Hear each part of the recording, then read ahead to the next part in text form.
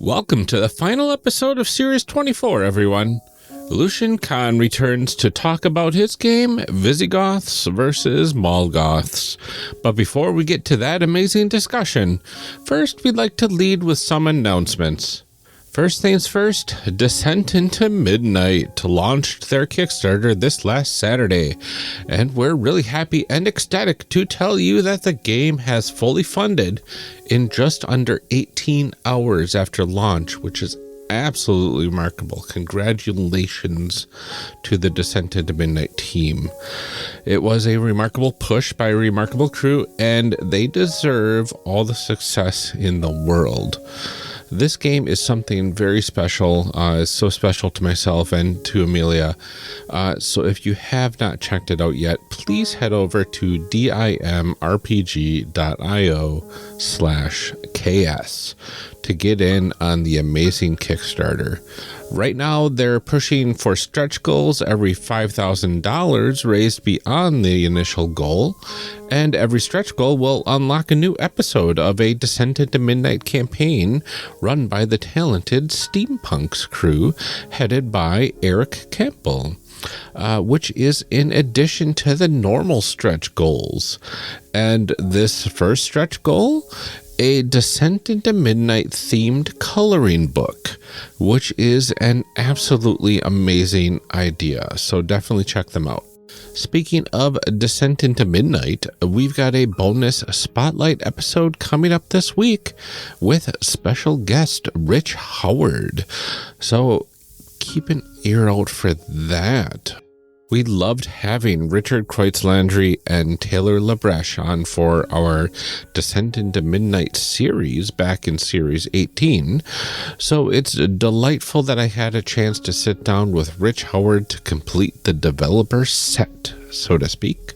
Finally, if you like what we are doing here, please consider leaving us a rating or a review on Apple Podcasts or anywhere you are able to leave reviews.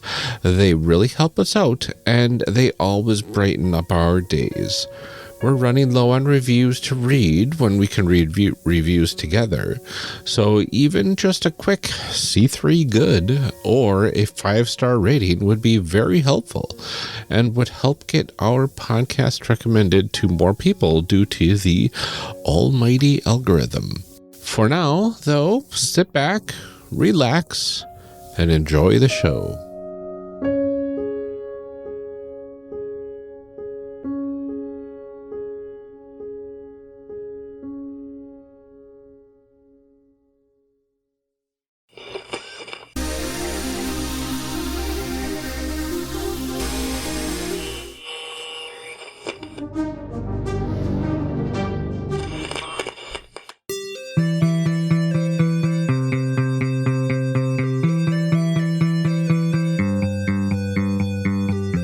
Welcome to our discussion episode. Last time, we created characters for Visigoths versus Mall Goths. This episode, we're discussing the character creation process. We're very excited to welcome back Lucian Kahn, designer of Visigoths versus Mall Goths. Do you want to go ahead and introduce yourself again for everyone and tell us a little bit about the character you made in the last episode? Hi, so my name is Lucian Kahn. I am the designer of Visigoths vs. Mall Goths, and also several other role-playing games, such as Dead Friend, a game of necromancy, Grandma's Drinking Song, and other games. And I made a character named Velvet, who is a theater tech Mall Goth. He is very vampire style, so he wears a long red velvet cape made out of the same material as theater curtains. It has a high collar. He really likes to express his emotions very dramatically, such as the time that he didn't like his friend's little squeaky toy of a fire hydrant, so lit it on fire and said, I have to make you more futuristic toys. So he's got a flair for the dramatic. That's amazing. That's Velvet. I love that you set fire to a fire hydrant. I did. Let's see it try to be a hydrant now. Amazing. Amelia, why don't you tell us about your character? Sure. I created Gilvira, who is a Visigoth runecaster. She also wears a cape and is not happy that Velvet has stolen her look. And can levitate and be invisible and cool stuff. And definitely one time saw Luna graffitiing some bad poetry on the wall and is not about that. What about you, Ryan? Well, I made the aforementioned Luna. She is a cyber pet, which means she dresses up in very fashionable, futuristic-esque animal outfits. And she likes to be Velvet's pet because of those future toys. But, even though Jelfira kind of levitates and that weirds her out a bit, she's kind of got a crush on her. Ooh. Mm-hmm. Ooh. Good. All right. Well, let's go ahead and jump into our discussion segment that we call D20 for your thoughts. D20 for your thoughts? All right. In this segment, we want to talk to our guests about their thoughts on the character creation process and how it relates to this system and to other games. But first, we'd like to get to know our guests a bit better. So we are going to get the cliche question out of the way. Can you tell us how you got into RPGs in the first place? And in addition to that, how you got into game design? Okay, so the answer to how I got into RPGs is sort of a two-pronged answer, because it depends on whether you want to start with how I got into computer RPGs or how I got into LARPs and tabletops. And I'm going to give both answers because they're both interesting. So when I was 9 years old, the first Final Fantasy game came out for the NES, and my cousin got it for Hanukkah, and... This is really what happened. And we were on winter break. And so my cousin and I just spent like 80 million hours playing the original Final Fantasy. Oh, yeah. And it was the first time we had seen anything like it. We didn't know anything about role-playing games. We didn't know anything about strategy. And it was like extremely hard, right? Really, really hard. Oh, yeah. And so we just obsessed over it. And then when I got home from visiting my cousins, I convinced my mom to get it for me. And then I spent a year, more than a year, really obsessed with Final Fantasy. I got the Nintendo Power Strategy Guide. I made like elaborate charts in my journal of like when I reached different landmarks in the game. Amazing. And I still have it. I have this. Oh, that's amazing. Yeah, so I have this journal full of like charts in Pentel markers, like multicolored Pentel markers of like beat the ice cave. Like it's like that. Is this like like an adventuring journal? Like you're like mountain climbing, you have like dated today, I beat the ice cave. It's actually funnier than that because it's just my regular journal. So like also on other pages, it's like, here are the top 5 cutest boys in my class, right? Yes. And then it's like, and then I beat Tiamat in the volcano, like, or whatever, right?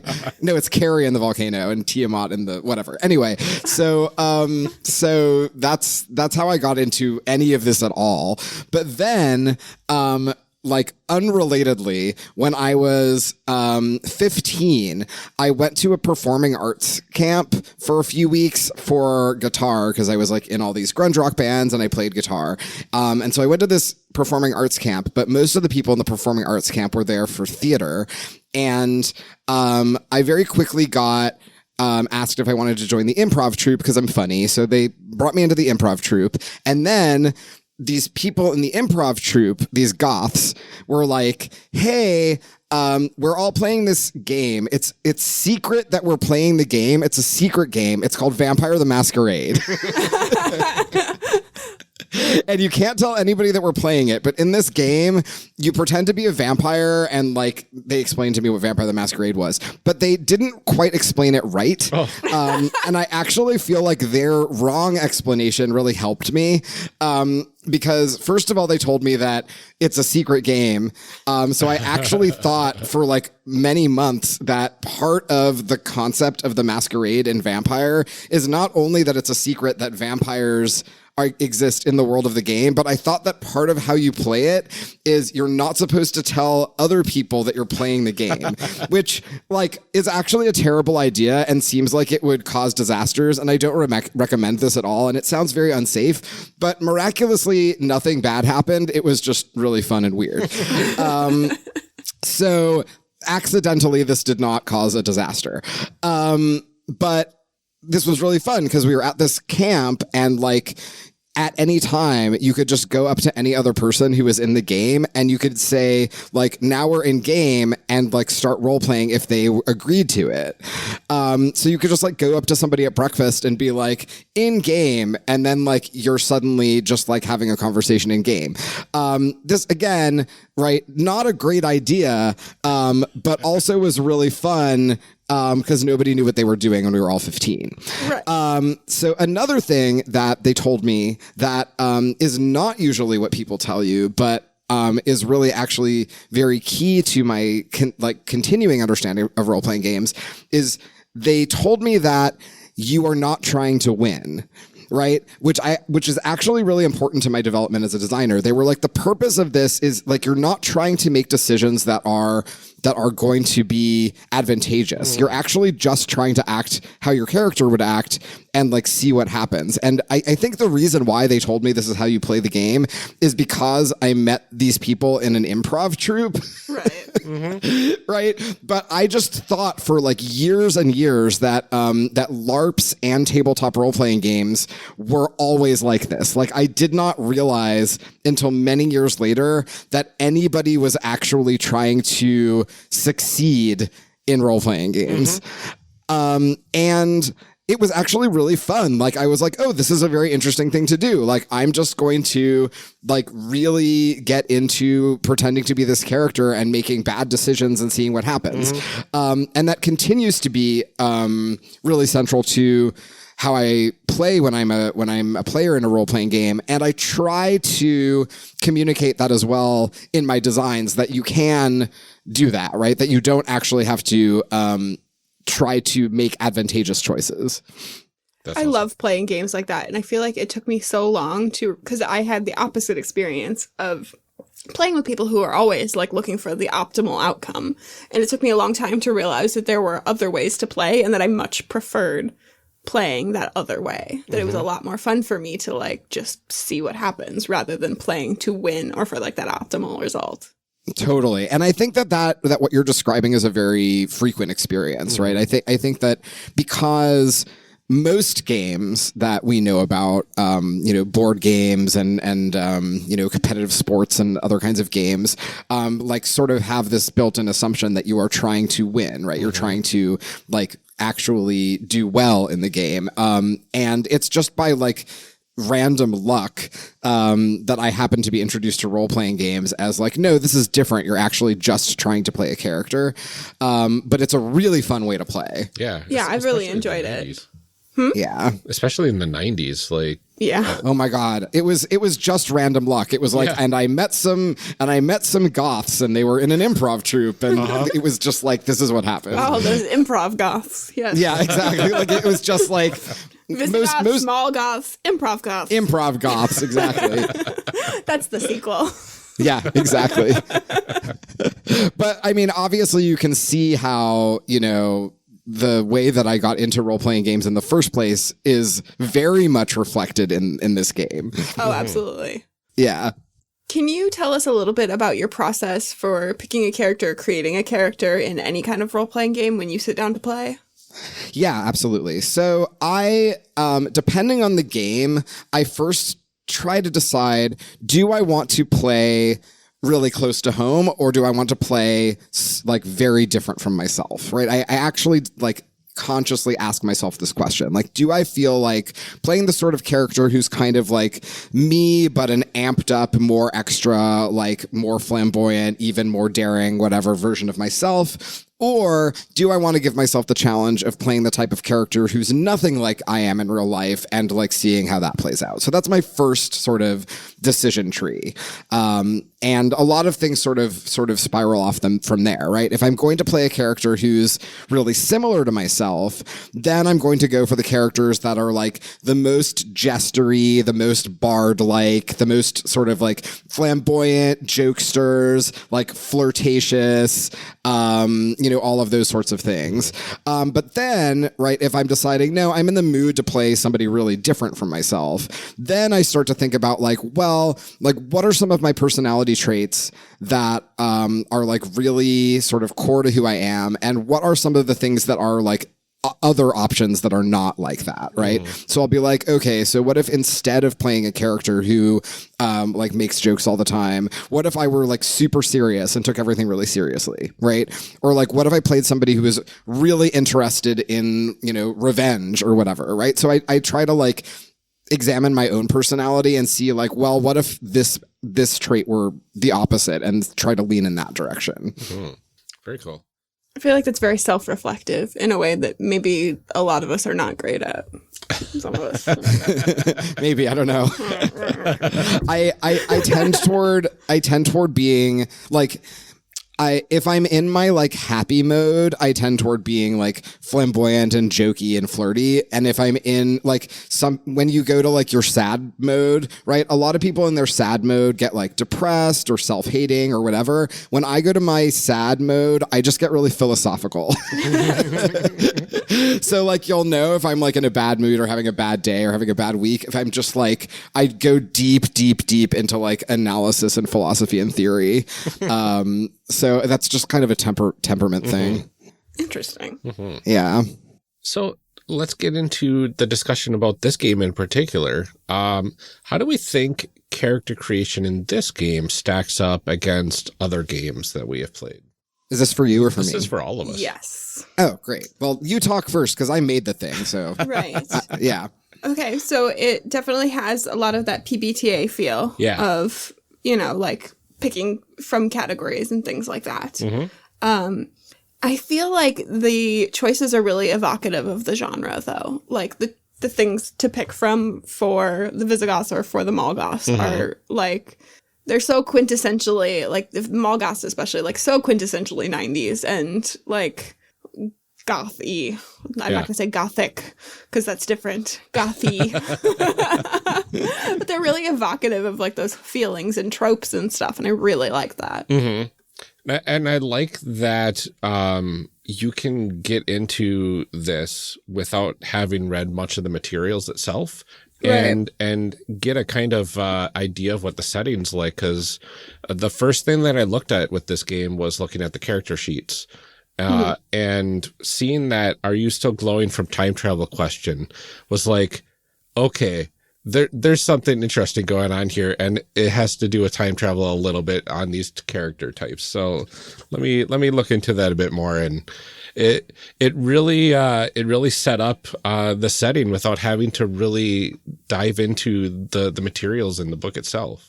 Yeah, I think the info that you get just in a little bit on the character sheet gives us a lot about the game without having to like touch the game at all. Yeah, exactly. I like how it's minimalistic, but like at a level that highlights the most important things that you'll be kind of hitting from what it sounds like when you're playing the game. Yeah.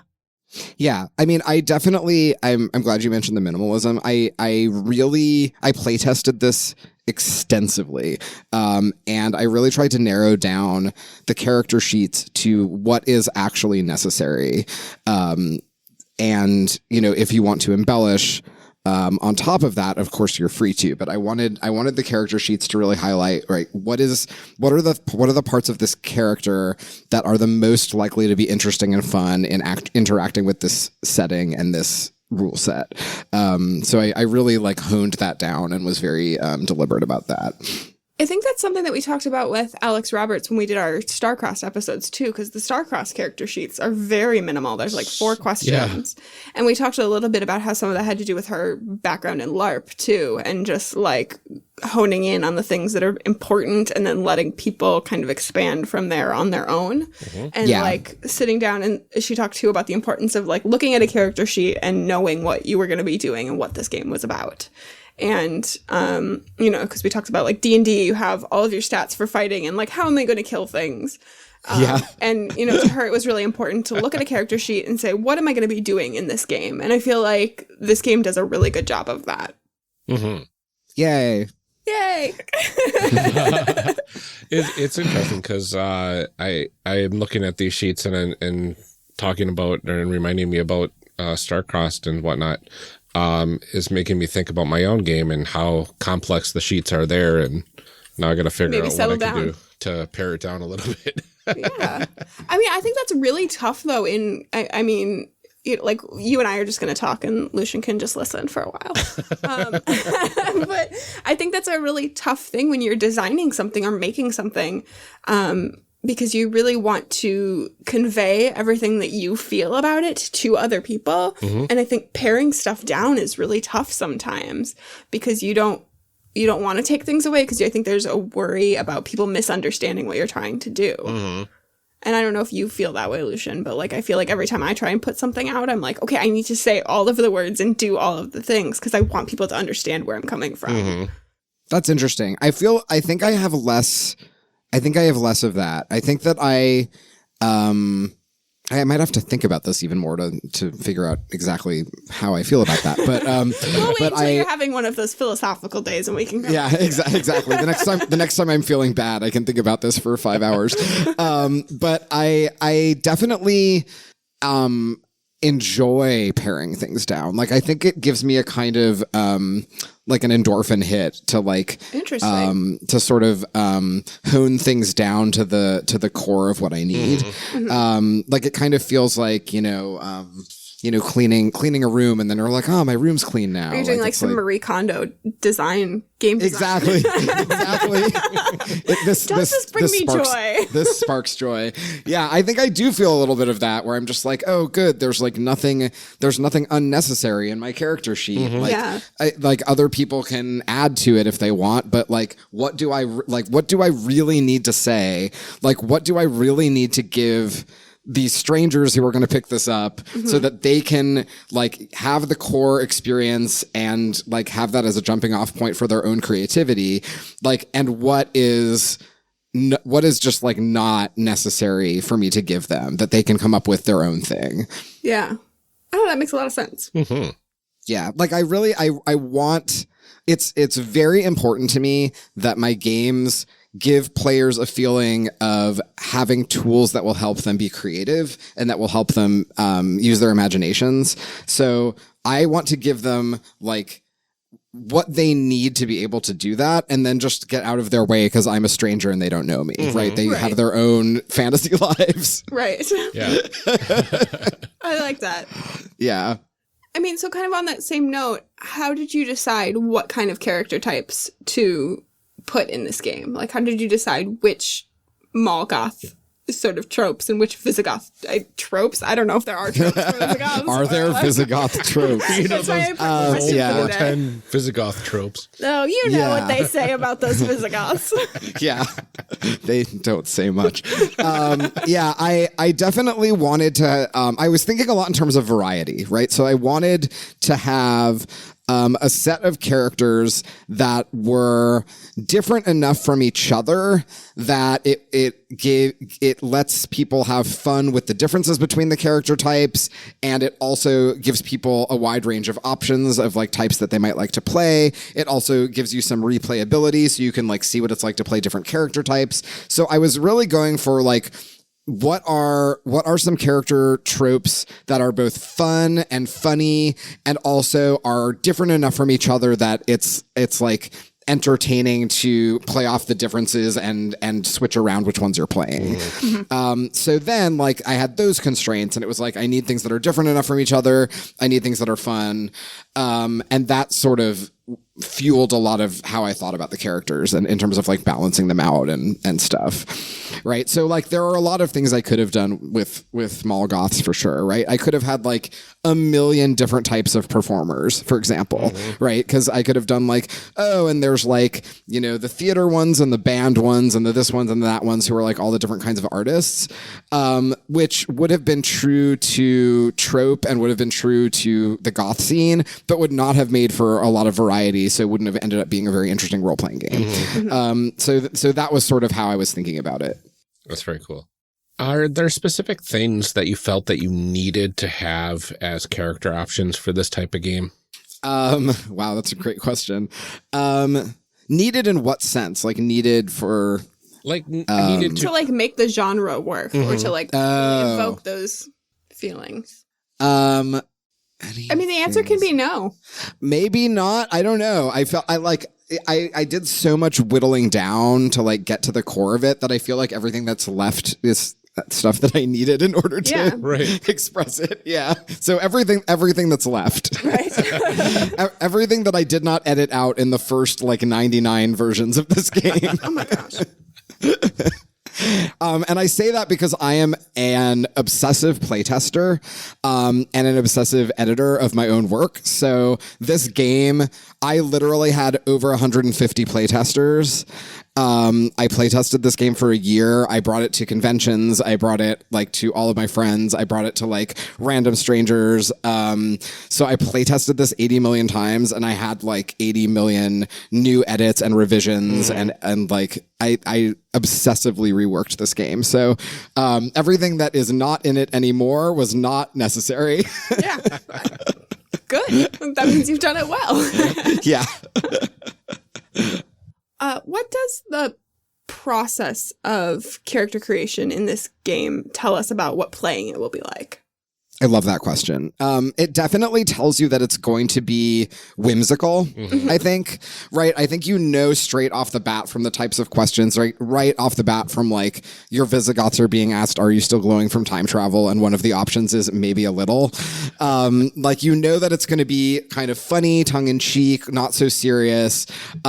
You know that there's going to be a kind of playful antagonism when you get to the like assigning each other embarrassing traits, right? So much. Thank you so much. Like you get this feeling of like, oh, right, there's a rivalry here, right? It is versus, but that the rivalry isn't between the players. It's between like these funny character tropes, and it's going to be something that we can all laugh about together, not actually real like combat antagonism, right? So you right off the bat, I think get the mood of the game as being like whimsical, fun, funny, like pretty warm-hearted and good-natured, even when there's conflict. Yeah, I like having the spots on there for hurt feelings right away. That like that makes it pretty clear that like what kind of game we're playing. I like the questions that we have in there about like having a crush on someone and what kind of things you've seen them be up to and that kind of stuff just clearly sets the scene for sort of like, I don't know, just, like that interpersonal conflict, but not like conflict. Like it's very lighthearted, like it's very teenage conflict. The things that you think are so important when you're 16 and then as an adult, you're like, really? I wasted so much time on that.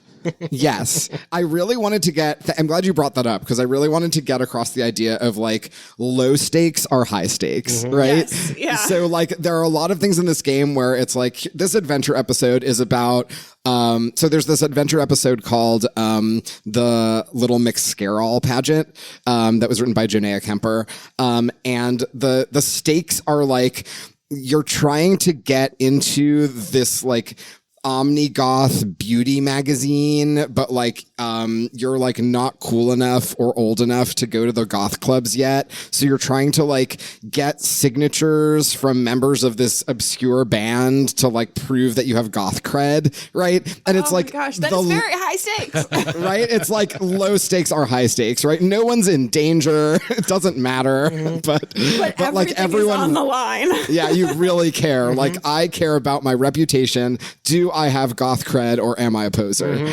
So I wanted to sort of get that feeling of like, these are the things that are emotionally important to teenagers who are trying to like be part of a scene and a subculture in the 90s, but like a lot of the stakes, you know, sometimes it gets higher stakes, but a lot of the stakes are that kind of a thing. And I think that it translates really well, though, because we talked a little bit before, like, I was not part of the goth subculture and honestly was not a teenager in the 90s, but I still can very much, understand that and remember, like, how things felt at that point of, like, being part of a subculture and feeling like everything was so important and all of that kind of stuff that, like, you didn't have to be a goth, you didn't have to be, you know, a mall goth in the 90s to, like, feel what you're trying to do here, because it still feels very much like the quintessential teenage experience that we all had of, like, oh, this is so important and I just need to fit in. Yeah, like, am I cool? Yes or no? Right. Yep. Yes, no, maybe, and maybe being like the absolute worst answer. Exactly. Nothing is worse than maybe. No. Oh, that's amazing.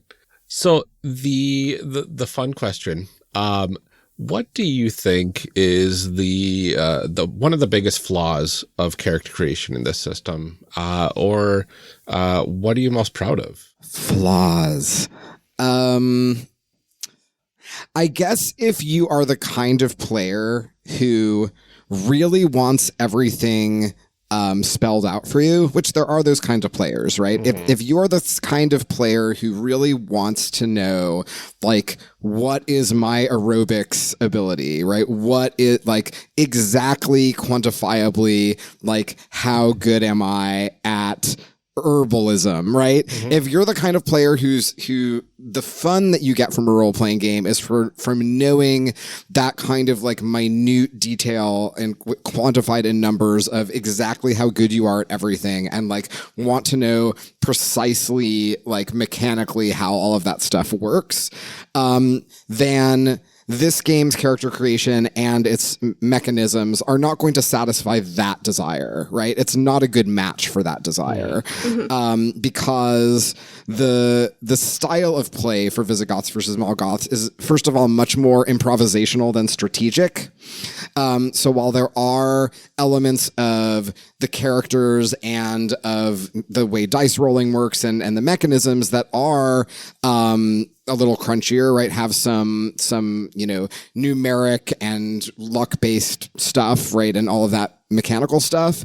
It is lighter on that stuff than some games. And if that kind of a thing is what brings you joy and what is aesthetically satisfying for you in role-playing games, it's just not going to satisfy that need. So I don't think that's a weakness of the game or of its design, but I think that it's definitely something to know if that is the specific thing that you enjoy most about role-playing games. It doesn't have that in the way that you might want, if that's your thing. Yeah. Not everything is for everyone, and that's okay. And that's fine with me, right? On the other hand, I will say that even if you do like that kind of a game, and you're interested in the setting of Visigoths versus Mall Goths, you can just port over the setting to some other game, right? So if you want to use the mall, which is a fully developed mall with a full set of NPCs and a full set of items that you can buy, and you just want to port over the Mall of Visigoths versus Mall Goths and play it in, you know, Vampire the Masquerade or Dungeons and Dragons or, you know, Burning Wheel or whatever you want to play it in, right? It won't hurt my feelings if you still buy my game. I don't care, right?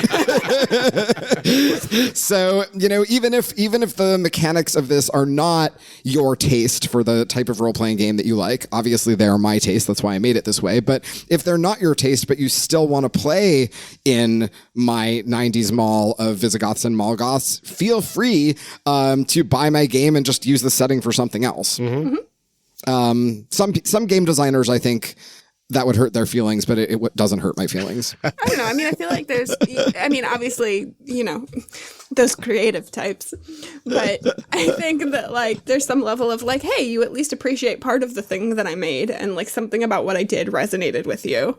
Yeah. But I mean, there's also a level of, like, don't touch my thing. I made it this way for a reason. Yeah, totally. I mean, I really just want to give people tools to use their imaginations and have fun, right? So like I obviously have a design perspective, right? And I have, sorts of experiences that I am hoping to deliver to people through the mechanics and through the systems, right?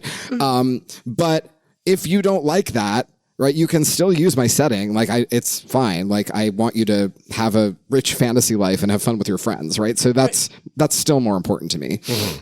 It's funny because you were talking about that, and I was thinking, like, I have a very min-max sort of brain from my 90s role-playing with Palladium and whatnot.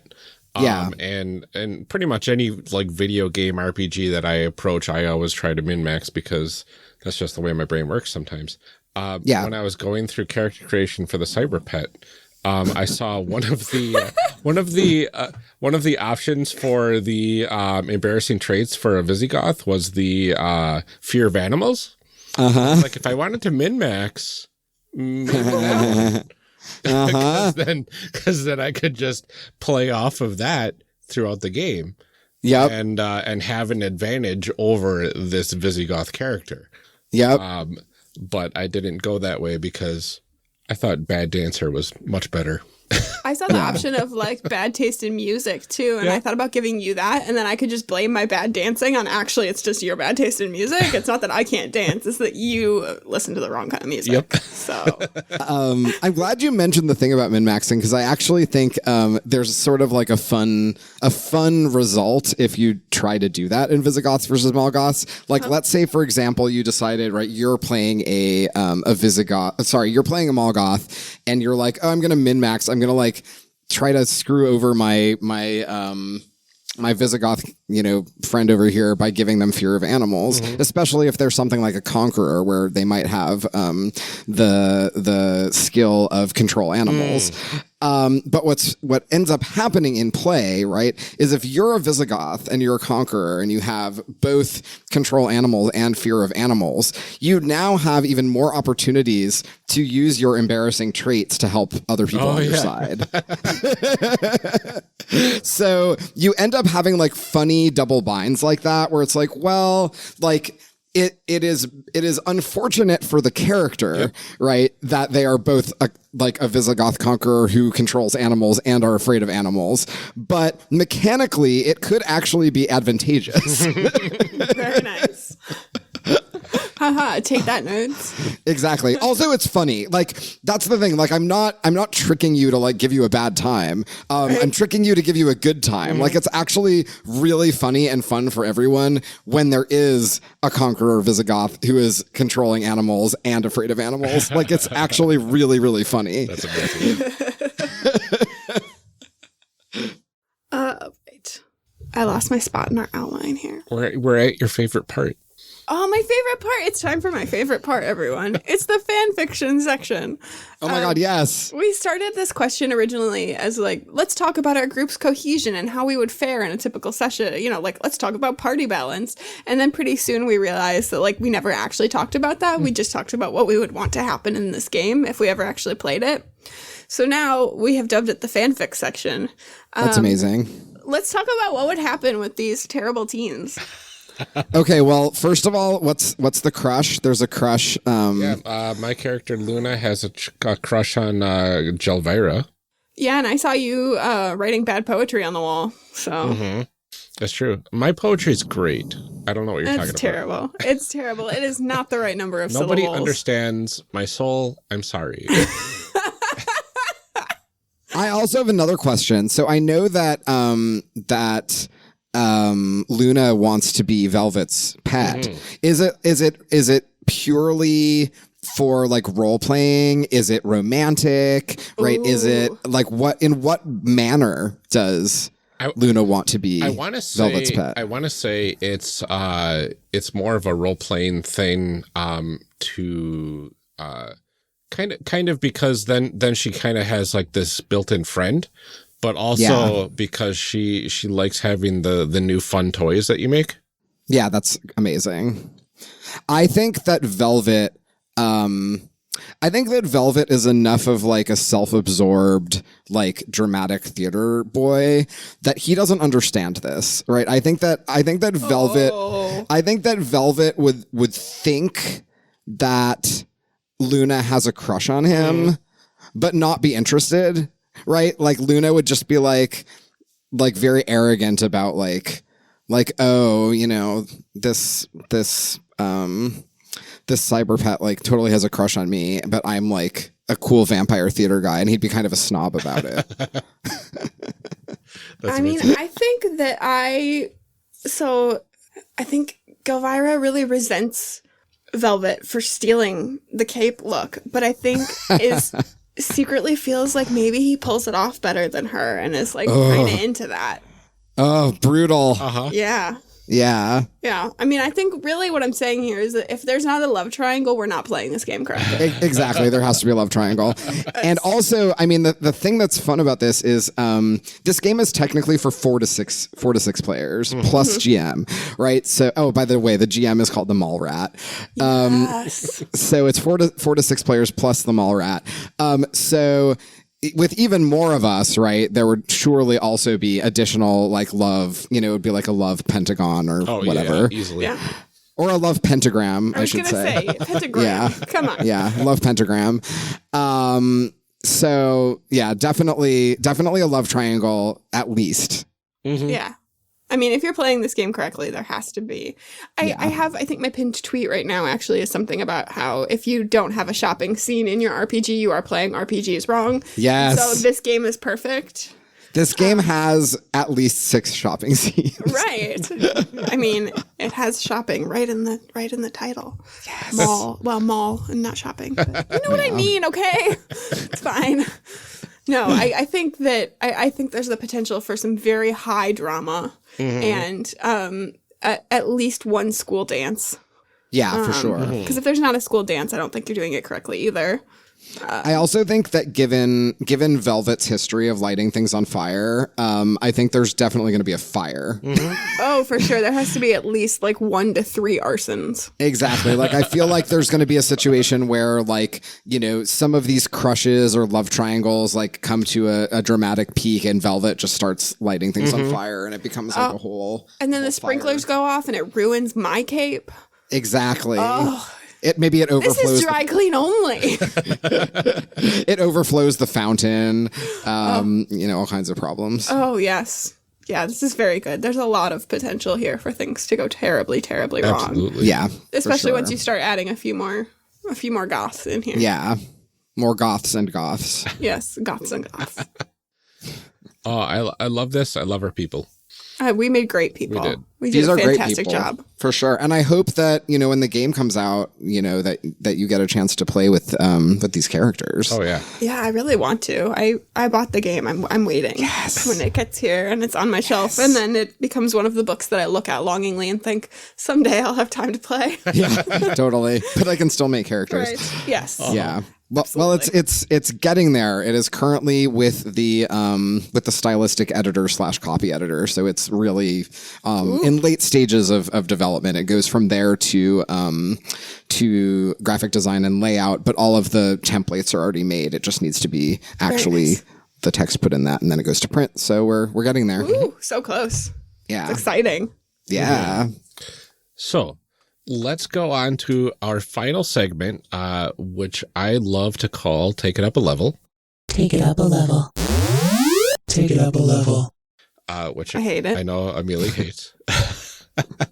Well, normally in this segment, we talk about character advancement, leveling up and whatnot, but this game doesn't really have that sort of mechanic to it. Did you want to talk about why to leave out, why you left out character advancement? I would love to talk about why I left out character advancement. This was a deliberate choice. So first of all, you can play this as a one-shot. You can play this as a series, as a campaign. In fact, it works very well to play all 6 of the pre-written adventures in order as a plot arc. I say in the book There is no character advancement. There's no experience points. The mall is, as in real life, always just as hazardous as the very first time. And that's sort of the core of why I did this. I feel like if we're staying in genre, right? If we're staying in the idea of like, this is like a teen movie, it's like a 90s teen movie or a 90s sitcom, and we're dealing with like romance and like mall antics and shoplifting and like maybe some fights, right? It is not actually the case when you are a teenager, like hanging out in these mall settings, that you somehow get better at being a teenager in the mall as you do this over time, right? It just isn't, right? That's like the quintessential fact about being a teenager is it does not get better. No, it doesn't get any better. You just eventually age out of it, and then you're in a different part of your life, right? So I wanted to sort of capture the sense of like, what you're doing here is not trying to get better or hone skills or like become a hero or gain mastery. That's like not the point of this activity, right? Because that's not what any of us were ever doing when we were teenagers, hanging out in malls, having like our terrible dramatic interpersonal problems or like trying to like buy weird jewelry or whatever, right? So the idea is that, you know, as you go through your experiences in this mall and these different like plot arcs and dramatic arcs and you know, have all of these things happen to you, it's not that you get any better at it, right? It's not that you somehow become a more honed, you know, machine of navigating teen life in the mall, right? It's always just as hard.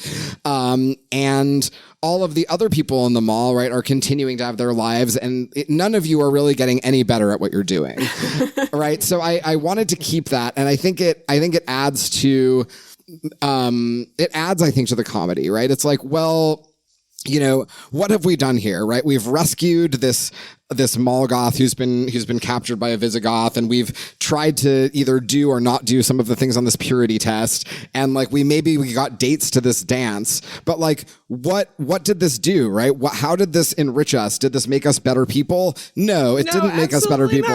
Absolutely not. It did not make us more charismatic. It didn't make us stronger. It didn't make us wiser, right? We're going to go back to the mall next Saturday, and we're going to be just as awkward and embarrassed and inept and make terrible choices and like have all kinds of hijinks happen as we would have last time before any of this happened, right? And that's what it means to be a teenager. Absolutely.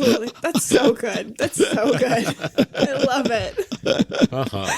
Oh, that's perfect. Thank you. So that's a better reasoning for like you're just not going to get better.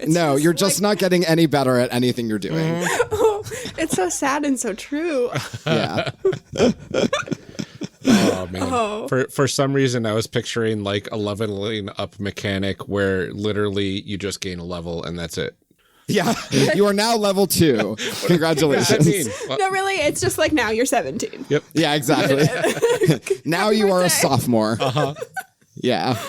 Oh, that's amazing. All right. Well, Lucian, thank you so much for joining us to talk about Visigoths versus Mall Goths. This was really great. Thanks so much for having me, and I hope you enjoy the game when it comes out. It's a lot of fun. Yeah. Can you go ahead and remind everyone where they can find you and this game and what sort of things that you're working on as well? Yes. So I am Lucian Kahn. It is Lucian Kahn. Kahn like Madeline, not like Genghis. And you can find me upon the internet, especially on Twitter, at Otheogony, which is OH_THEOGONY. You can find Visigoths versus Mall Goths available for pre-order now on BackerKit. The easiest way to find it is to just Google Visigoths versus Mall Goths. It's the only one. And you will eventually see both the Kickstarter, which double funded, yay, and the BackerKit place for pre-orders, where you can place pre-orders for either the hard copy and PDF together or just the PDF. So those are both available for pre-order. And You can find my other games in a variety of places. Dead Friend, a game of necromancy, is available on the internet at itch.io. You can go to necromancy.itch.io. It is also available in a variety of stores, including 20-sided store in Williamsburg, Brooklyn, and a variety of other stores. And Grandma's Drinking Song is coming up soon. It will be in Doikayt, a TTRPG anthology. Also, if you are an adult, look out for Honey and Hot Wax by coming out from Pelgrane Press somewhere near the end of 2020. I am the co-editor on that project, along with Sharang Biswas. Nice. Yes. Well, thank you so much for joining us. Thank you to everyone for listening, and we will be back next week.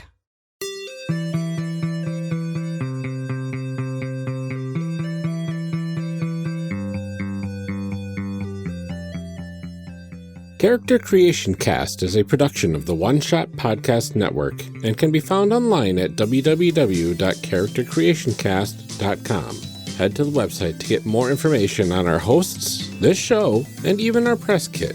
Character Creation Cast can also be found on Twitter at CreationCast or on our Discord server at discord.charactercreationcast.com. I'm one of your hosts, Ryan Bolter, and I can be found on Twitter at Lord Neptune or online at lordneptune.com. Our other host, Amelia Antrim, can be found on Twitter at Ginger Reckoning. Music for this episode is used with a Creative Commons license or with permission from the podcast they originated from. Further information can be found within the show notes. Our main theme music is Hero Remix by Steve Combs and is used with a Creative Commons license. This podcast is owned by us under Creative Commons. This episode was edited by Ryan Bolter. Further information for the game systems used and today's guests can be found in the show notes. If you'd like to leave us a rating or review, we have links to various review platforms out there, including Apple Podcasts, in our show notes. Also, check the show notes for links to our other projects. Thanks for joining us, and remember, we find that the best part of any role-playing game is character creation. So go out there and create some amazing people. We will see you next time.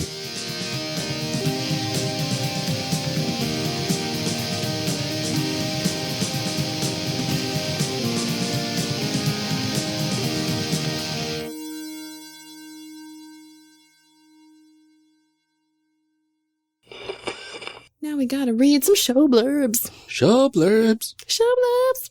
Show blurbs. Show blurbs. Character Creation Cast is hosted by the One Shot Podcast Network. If you enjoyed our show, visit oneshotpodcast.com, where you'll find other great shows like The Broadswords. The Broadswords is an all-woman D&D podcast focused on drama, roleplay, and subverting stereotypes. Join the Broads as they unravel the mystery of snowy Rashomon, a land ruled by witches and steeped in superstition. Berserkers reign and spirits roam the frozen wastes. Ylaris, Kila, Mipri all have their own reasons for journeying north, but they soon find they have something in common. They are pawns in a divine plot. Yay! Yay. We did clicked. it! We did it! And you didn't forget to record. So I didn't forget to record. It's going. Huzzah. All right. Podcast done. Check. We did it. We survived. Great job, everyone. Yes. See you next week. All right. I'm a little cold in my studio this morning. What? I know. I'm a little warm in my kitchen. Oh. I'm in a And my literal bedroom sauna, is so- just right. No, actually, I'm a little cold too, but that's fine. So I'm wearing a sweatshirt over a I sweater. gotta stop wearing like short sleeve shirts in the basement. I have a little bit of an overactive radiator. It's also like one of the clunky kinds that sounds like there's gnomes working inside it. Love those. Yeah, it's very there's like a romantic quality to it for sure, but it is a little bit warm in here. You know, a little bit of background noise. Let me turn down my gain a little bit. There we go. Mine's like all the way down and it still picks up noise. Yeah. I gotta get one of those fancy microphones like you You can have. turn down the gain in Audacity too. I know I tried that though, and then it was real wonky. It was okay. doing weird stuff. Let's not worry about it then. I'm gonna pretend I know what those things mean. Yeah. Look, I Googled it once, okay? It should be embarrassing because I have been a professional musician before, but I'm a very low embarrassment person, so I don't feel embarrassed even though I should. That's good though. You know, I mean, there's plenty of things that like so many of us spend so much time worrying about that really we could all just be a lot happier if we just didn't care. Oh yeah, for sure. I mean, then there's obviously other things that we maybe should care more about, but Absolutely, but you know, someday we'll find that happy medium. All right. Awesome. All right. You're orange, right? Yeah, I'm orange. Okay. Right, I say as if we haven't been doing this for 2 years. Okay, it's fine. It's fine. Well, I had the same crisis last time, so I think, Oh, yeah, I think that's we're right. even now. We did talk about that, how that one time we tried to switch colors and it messed everything up. Uh-huh. I wrote myself a few tiny notes, but mostly I'm just winging it, and hopefully I remember who I am and what I do. Well, yeah, I mean, that's all any of us can hope Exactly. for. Right? Oh, all right. Woo! Did it. Hooray. And move my microphone in front of my face now, even. That would help. It would. You'd think that, but you can't prove it. You can. Because Okay, the whatever, audio quality Ryan. is not as good. Okay, if you say so. I guess with editing magic. Fix it in post.